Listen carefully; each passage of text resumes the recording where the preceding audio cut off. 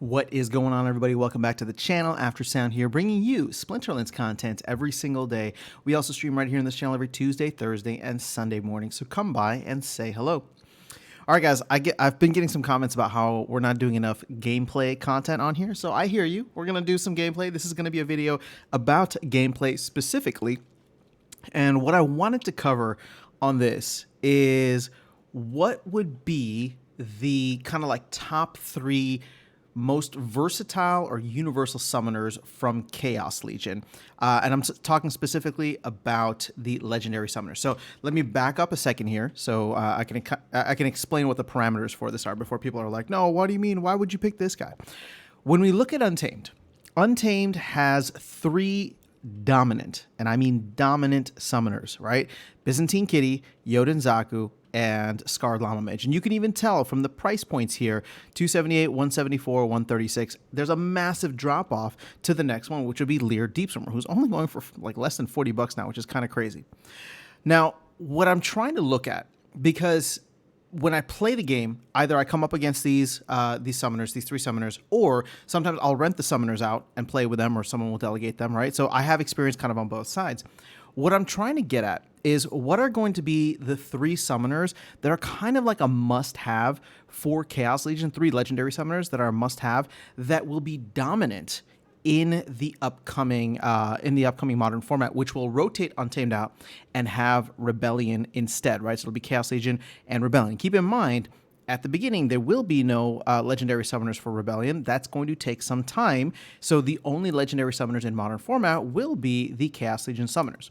So as I pull these up, what my focus is, and let's just go quickly to core, and we're not going to count Quicks to Devious, so it's just between these 6 right here. The parameter that I'm judging these on is which are the most versatile, meaning that we don't really know what the monsters of Rebellion look like yet. We actually have no idea, right? It's so far out. But looking at the ability sets of each of the summoners, which ones are not more like niche, which ones are the ones that could be awesome regardless if you pair them up with awesome monsters. So that's where we're going to dive in here, and then I'm going to explain why I picked the top 3 and then why I left out the others. So these are not in any specific order, but I want to provide them. Well, I'll just go in in order of this. So the first is Lily Shieldpaw. Okay. And the main reason is because Dragon is always going to be powerful. It's always going to have a lot of awesome monsters within it, no matter which set, which element, or sorry, not element, but which set or which edition. And then, of course, it can encompass pretty much anything, right? You can pair Dragon with anything. And when you look at this, right, none of these are specific. None of these are necessarily niche. Sure, is the +1 health? That's just like okay, but it's still positive. The camouflage is an interesting one. And then, of course, triage allows you to do some interesting things with the heal in the back line. So Lily Shieldpaw is definitely at the top simply because of Dragon. And then, of course, the ability sets that come with that all are helpful and can be utilized in more than just a specific niche type of arena. The second one is Conqueror Yasik. Now, why am I going with Yasik? Well, the +2 speed to me, I think is, the meta for speed right now in the game is incredible. So getting the +2 speed and then being able to pair it with other monsters that have swiftness. And we can see that there's several monsters in the Chaos Legion set that have swiftness, which already are able to give like a +3, +4 speed boost. So I'm sure we'll see something similar when it comes to Rebellion.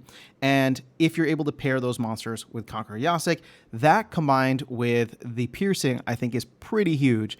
And then, of course, Scattershot's kind of like the unknown there, but Scattershot does come in handy. Again, it's more of a niche ability, right? But the +2 speed and the piercing, I think, come in handy all the time.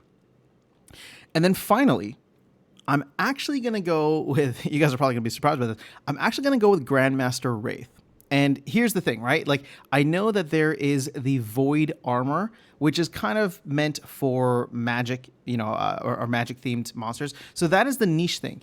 But the +1 armor, I think, has versatility across the board. And then I'm actually making a bet here that we see more stuff or more utility for Amplify in the future. And what I mean by that is just like, there's going to be cool new monsters that have the Thorns or Magic Reflect or Return Fire abilities. And I think you'll be able to pair those up with Grandmaster Wraith. And so I think Amplify is interesting, and that's why I like it. Okay. Now, of course, people are probably going to be upset. I left Immortalis out, but I do see the Immortalis, like -1 health is just okay. It's similar to like the +1 health for Lily Shieldpaw. I do see the Void as something that's very niche and specific. Like you'd really want to use it only for Magic set games. Now, granted, the Shatter ability is awesome, and it comes in handy in so many different types of rule sets. But again, it's not necessarily, the ability set to me is less versatile than Grandmaster Wraith, in my opinion. Again, and this is assuming we don't know anything about the monsters upcoming. All right, so that's why I went with Grandmaster Wraith, just because that +1 shield comes in super handy. I didn't pick Astral Entity because this is a summoner that I really, really like, but only for non-Magic games. So that takes out that's 1/3 of the attack types out there, 33% of the attack types, and so it's very rare that you get that type of game where you don't have Magic. And when I say rare, obviously it happens enough. I'm not saying not to get any of these summoners, right? And then of course, Possibilis the Wise, the +2 health, fantastic, but the trample and reach really only go towards a specific attack type, which is melee. And while it could be fun for a bunch of different rule sets like Opportunity or Equal Opportunity, or even like Melee Mayhem, things like that, to me, it's much more niche. Again, I'm not saying that it's a bad summoner. In fact, I'm not saying any of these summoners are bad. You can see Immortalis and Possibilis the Wise are, two of the top 3 in terms of overall price.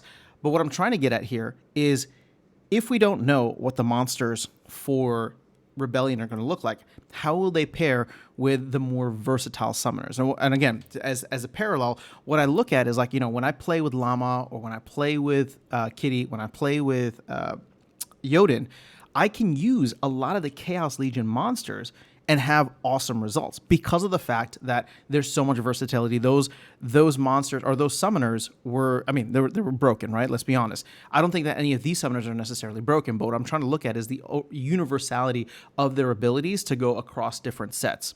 So again, my top 3 picks: Lily Shieldpaw, Conqueror Yasik, and Grandmaster Wraith.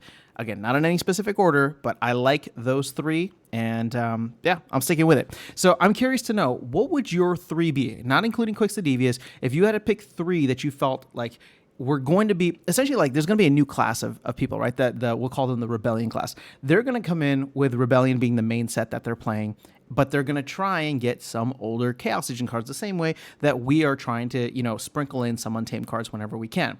Basically, I'm just looking at the summoners and seeing what are the summoners that are going to have the most impact with these unknown Rebellion cards. So let me know your thoughts in the comments below. Otherwise, I'll catch you all in the next video and see you around the game. Take care.